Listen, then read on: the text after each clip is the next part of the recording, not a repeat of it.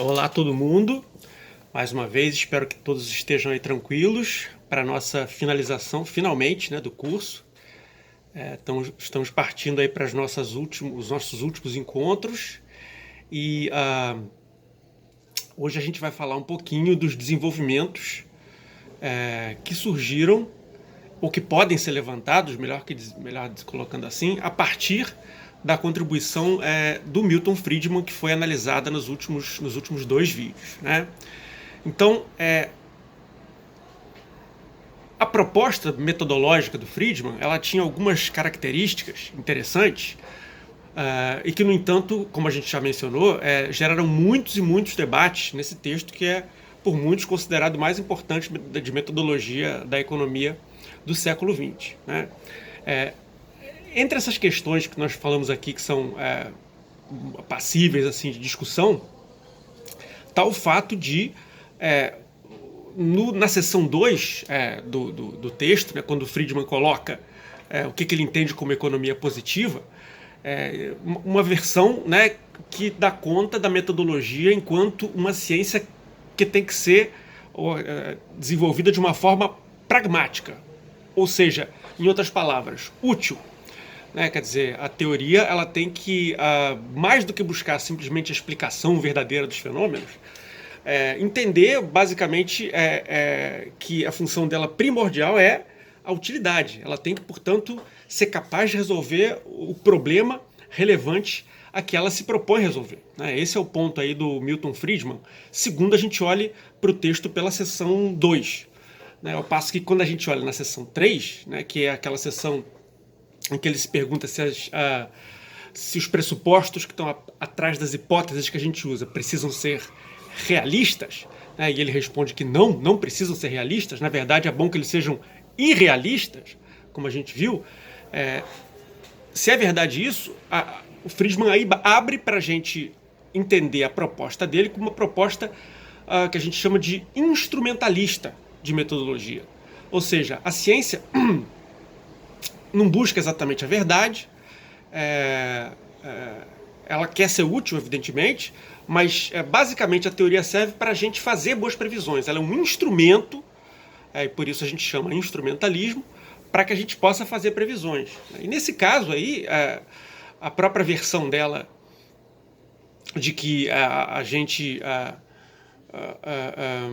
precisa ter alguma coisa, uma relação, buscar relações aí na econometria de causa e efeito, fica nessa interpretação que a gente pode levar instrumentalista a partir da seção 3 do texto, fica jogada a noção de causa, né? Digamos, né, se você verifica, né, como bem é o esquema do Big Data hoje, né, da enxurrada de dados que permite a gente ter hoje com a internet, né, com todos os mecanismos de busca que podem armazenar dados a respeito do nosso comportamento online.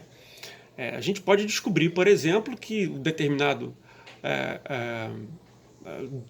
dois fatores se relacionam e a gente pode usar um para prever o outro, como Friedman sugere, sem que tenha nenhuma relação direta de causa, né? Ou aquilo que a gente pode chamar de correlação espúria.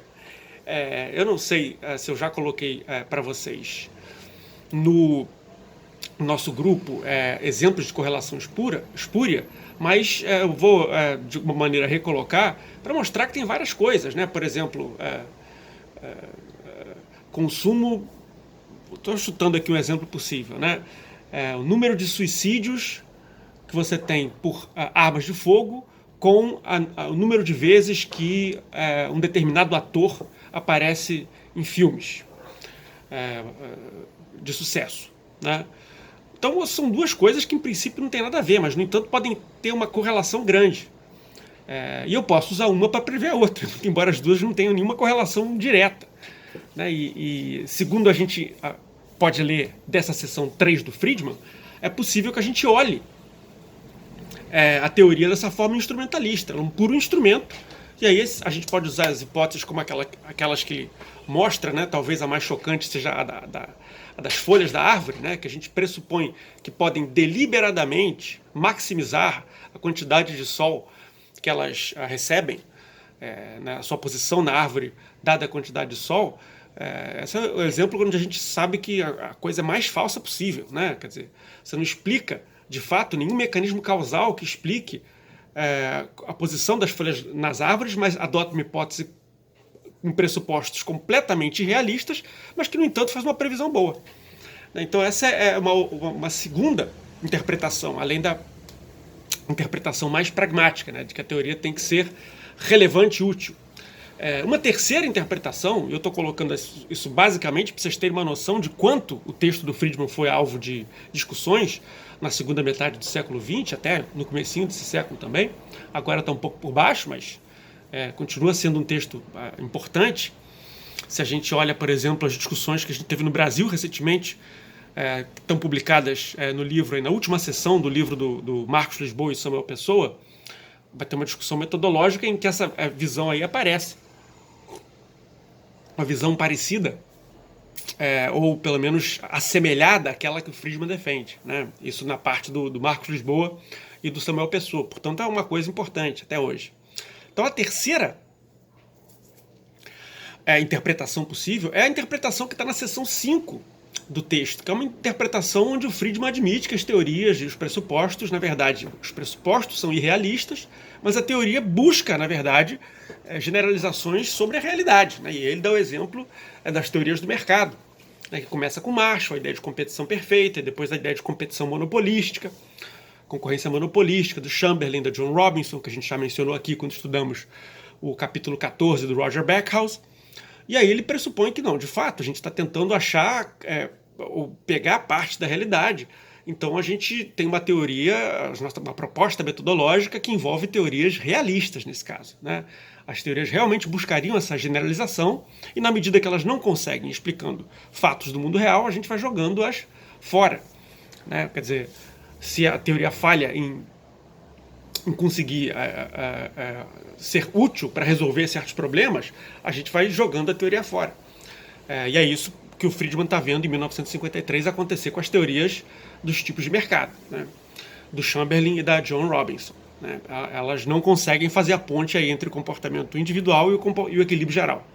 Então, a ideia de firma, indústria, etc., que foi muito desenvolvida a partir do Marshall, vai sendo, aí, tal como o Friedman observa no começo dos anos 50, jogada fora, e ele reconta isso aí na seção 5 do texto.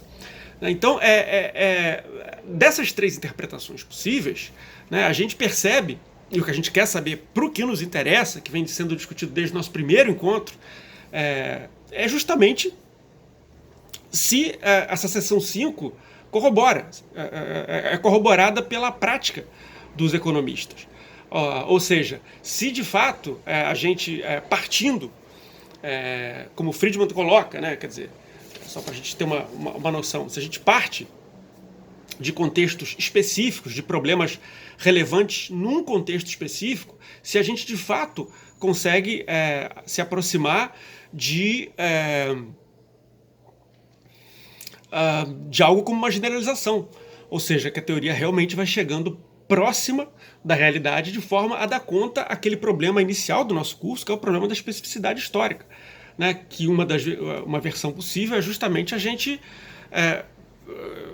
desse problema é como unir o universal ao particular, sendo que nas ciências sociais os objetos são, em parte, frutos do contexto, né? Aí, vamos colocar a noção aí de taxa de desemprego, a noção de PIB, por exemplo, que estão surgindo nessa época aí, 1930, né? Depois da Grande Depressão, onde você tenta, mais ou menos, dar conta formal desses objetos econômicos.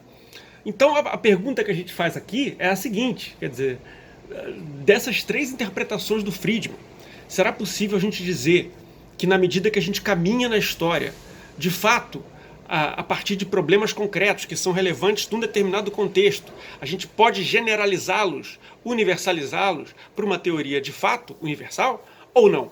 Ou a teoria é um puro e realmente instrumento?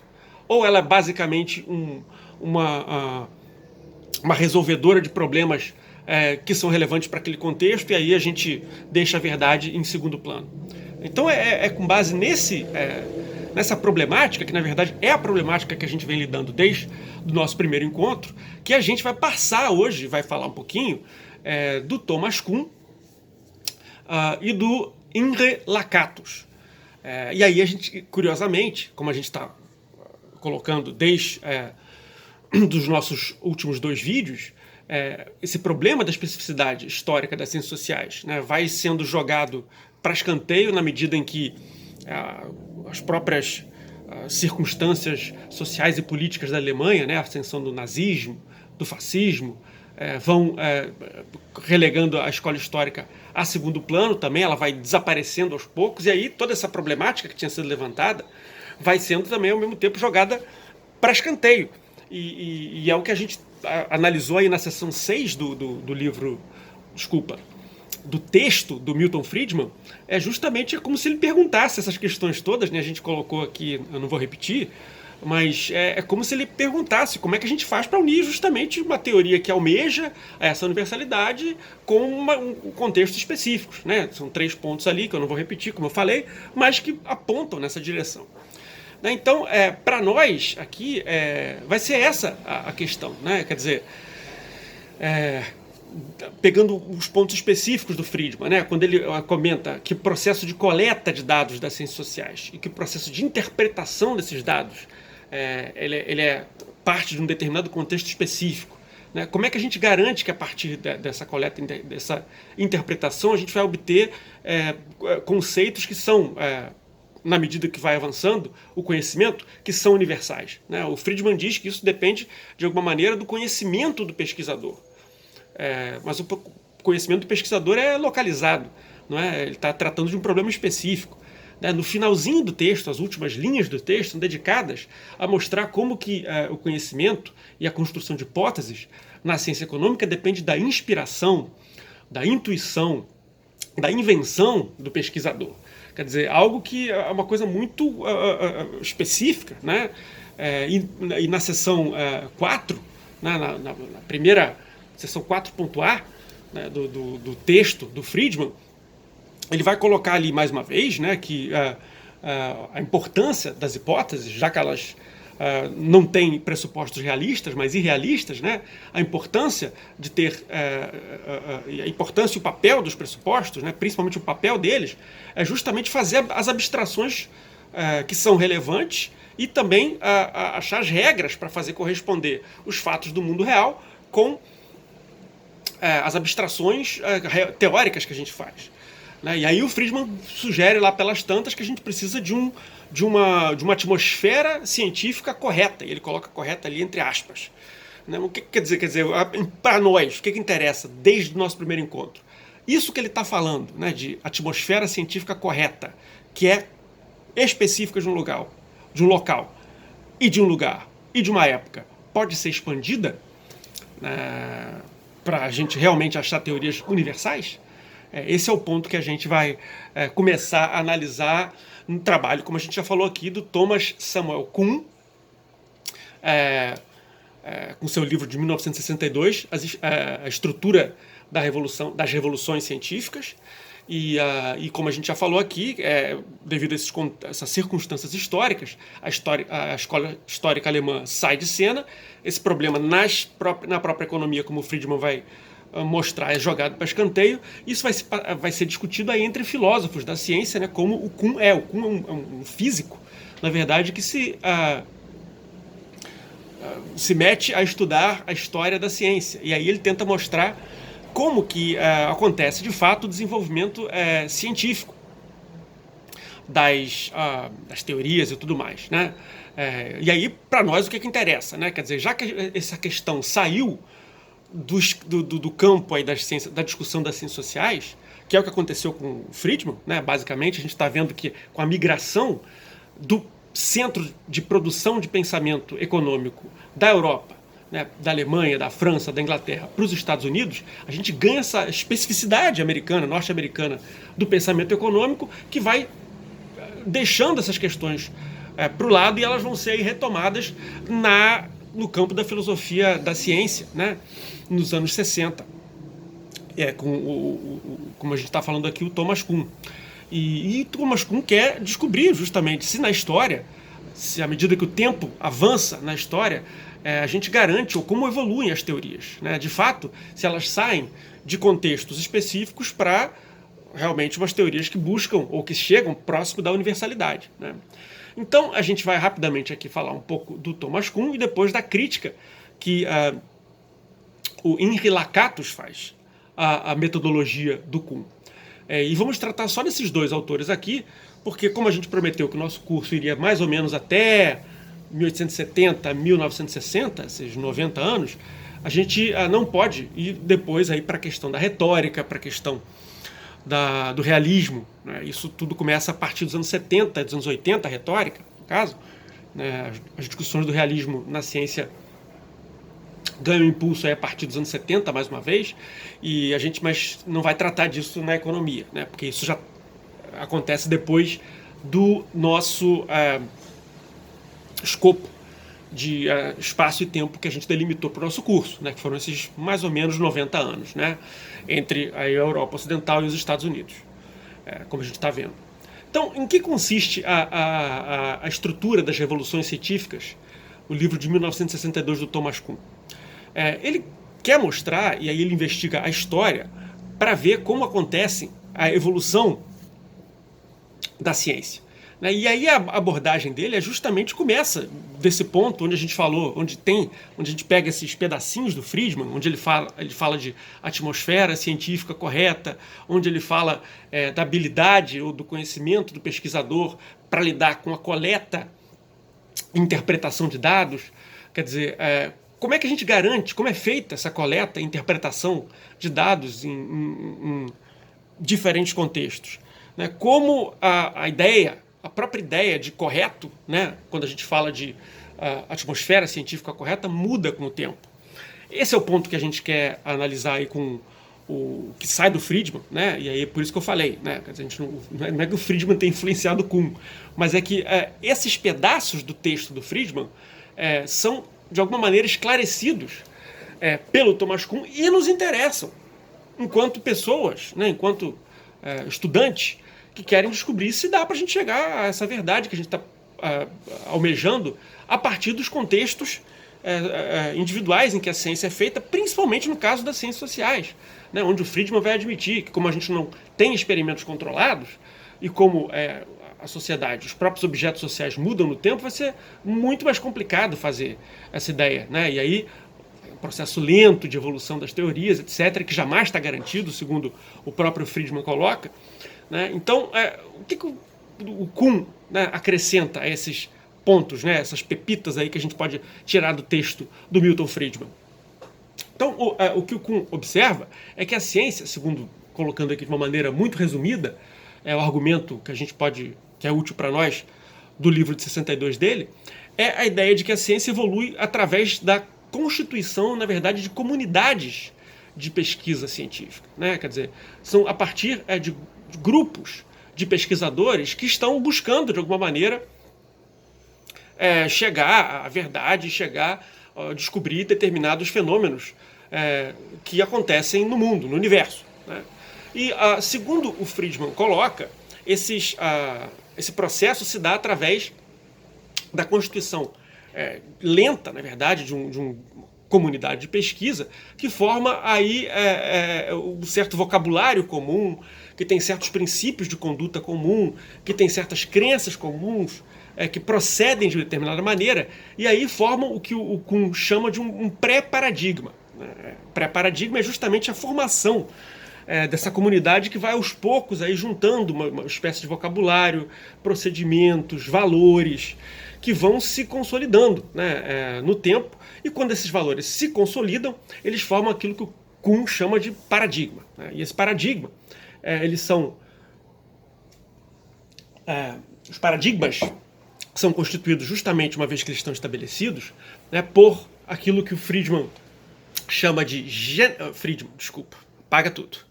Aquilo que o Thomas Kuhn chama de generalizações simbólicas, ou seja, que são, digamos, os processos de abstração, né, como o Friedman estava falando da linguagem, né, quer dizer, como a gente usa uma linguagem de símbolos para poder se referir a determinado conjunto de fenômenos na realidade, né? Então, uma comunidade científica se forma quando você tem uma concordância com relação a quais símbolos a gente vai usar para generalizar certos conjuntos de fenômenos que acontecem na realidade, né? Além disso, além das generalizações simbólicas, a gente tem que ter certos valores, né? Ou seja, quais são os objetivos últimos da comunidade, né? É a busca da resolução de problemas úteis, é a busca, digamos, metafísica da verdade, entendida aí no sentido abstrato, é a busca de modelos que sejam fecundos e simples, como o Friedman fala. Quais são os valores que os cientistas colocam para si na sua busca e na sua pesquisa, né? Além disso, esses valores envolvem aí, tão próximos aí das crenças que eles têm sobre o universo, as crenças metafísicas. Por exemplo, se existe uma verdade com V maiúsculo, se as coisas têm uma essência atrás da qual nós devemos seguir. Ou não, ou se não existe uma essência, a nossa função basicamente é descrever certos fenômenos tão precisamente quanto possível, né? Então, as crenças, por exemplo, a crença, né, que toda a natureza pode ser matematizada, ou a crença de que a natureza, a essência da natureza é matemática, né? Eu faço uma ponte com Galileu. Então, quer dizer, a ideia de generalizações simbólicas, de valores, de crenças metafísicas e, por último, a ideia de exemplares, né, que é a ideia de conjuntos de problemas e de procedimentos para resolver esses problemas, compõem esses 4 fatores aí que eu acabei de mencionar, o que o Friedman chama de paradigma. Né? Os exemplares, basicamente, é aquela ideia quando você está resolvendo variant, né? Você tem lá o capítulo de maximização de utilidade sobre restrição. Aí o variant coloca lá, exemplo. Né? E aí dá um exemplo numérico. Depois coloca lá, exercícios. Aí você coloca vários exercícios. Essa é a ideia. É a ideia de treinamento pela via do manual, da incorporação desses valores, dessas crenças, dessas generalizações simbólicas. Então os exemplares são muito importantes porque eles fazem o processo aí de educação e reprodução dessa comunidade no tempo. Então, quer dizer, essa comunidade, uma vez formada, ela vai ser disciplinada, ela vai ser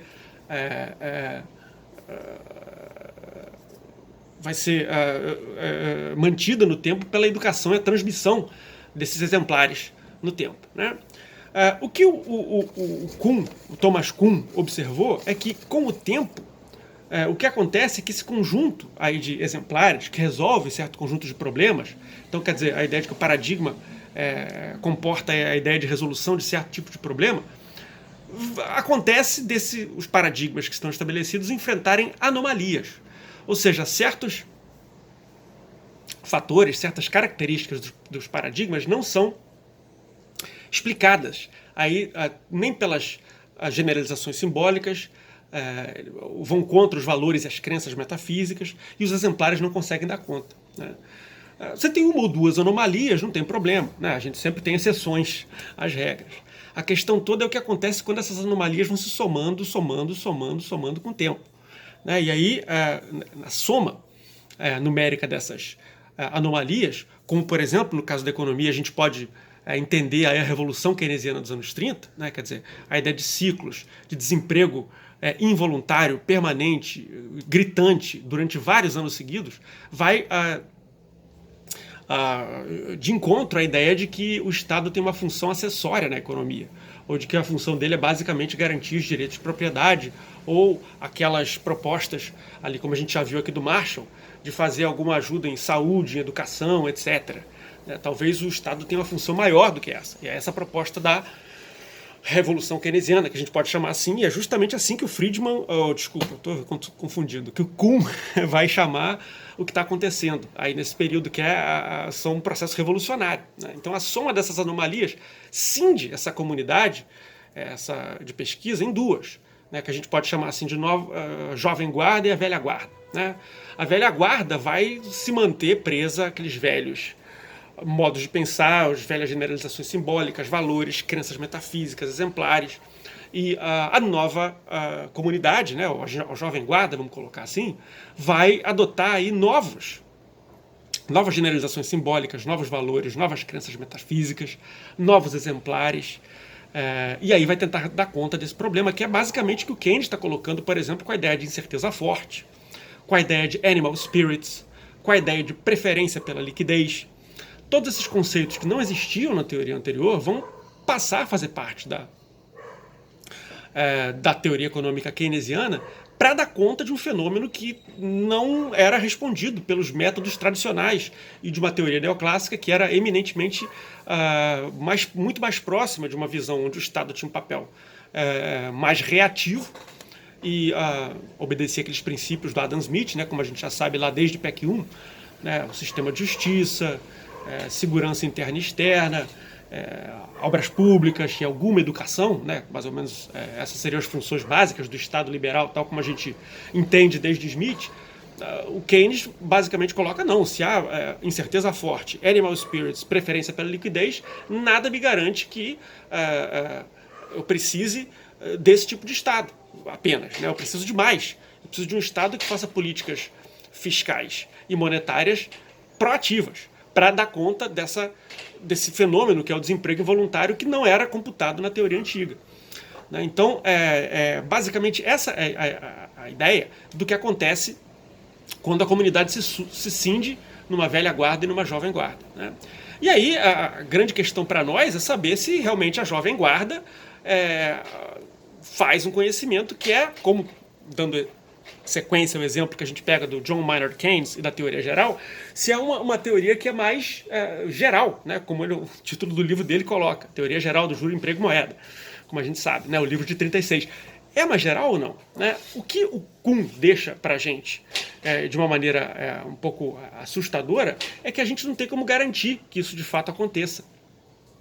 Né? Ou seja, que a jovem guarda produza termos que representem uma evolução no sentido de generalização, uma universalização maior a partir do paradigma que o precedeu. Então a explicação dessa mudança de paradigmas é basicamente uma explicação para o Thomas Kuhn de caráter sociopsicológico. Né? Quer dizer, devido à psicologia dos grupos sociais, das comunidades científicas, você vai ter aí um grupo que, porque já foi criado naquela escola de pensamento, porque já adotou aquela teoria desde criança, foi educado com aqueles exemplares, dá aula há 30 anos acerca daqueles problemas, o cara não vai querer largar o osso, vamos colocar assim. Né? Então, a velha guarda, e aí esse é o problema que a gente vai herdar do Kuhn, é que o conhecimento não tende não há uma tendência necessária de evolução do ponto de vista universalizante da teoria. Né? Vai ter uma velha guarda e uma jovem guarda brigando e nada me garante que a jovem guarda vai ter alguma coisa mais universalizável que a velha guarda.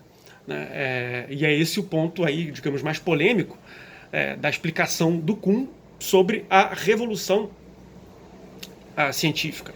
É que ela ocorre por fatores sociopsicológicos, basicamente. Né? Quer dizer, as pessoas, devido ao fato de estarem numa comunidade e desenvolverem determinadas generalizações simbólicas, valores, crenças exemplares, não largam o osso. Né? E aí tem dificuldade. Basicamente, o que ocorre é que quando os mais velhos se aposentam e falecem, os mais novos vão tomando o caminho, mas nada me garante que essa novidade nas palavras do Kuhn, comensurável ou completamente comensurável com o paradigma que o precedeu. Então, essa ideia desse paradigma composto desses 4 componentes tem uma evolução temporal que não me garante a universalização. Né? Como a gente poderia, e o Friedman almejaria a partir da seção 5 do texto dele, que a gente analisou no vídeo anterior. Né? Então, a ideia de incomensurabilidade dos paradigmas é a ideia de que tem certos termos em um paradigma que não são traduzíveis para outro, né? Ou não são mensuráveis. Dando exemplo aqui a sequência do Keynes, a gente pode, por exemplo, falar da ideia de, como a gente está colocando, de desemprego involuntário, certo? Que era algo que não existia no paradigma anterior, tal como Keynes apresenta aí no capítulo 2 da teoria geral. Você tem a ideia de desemprego, óbvio, mas esse desemprego é voluntário ou friccional, basicamente. Né? Você não tem a ideia de que esse desemprego pode durar anos.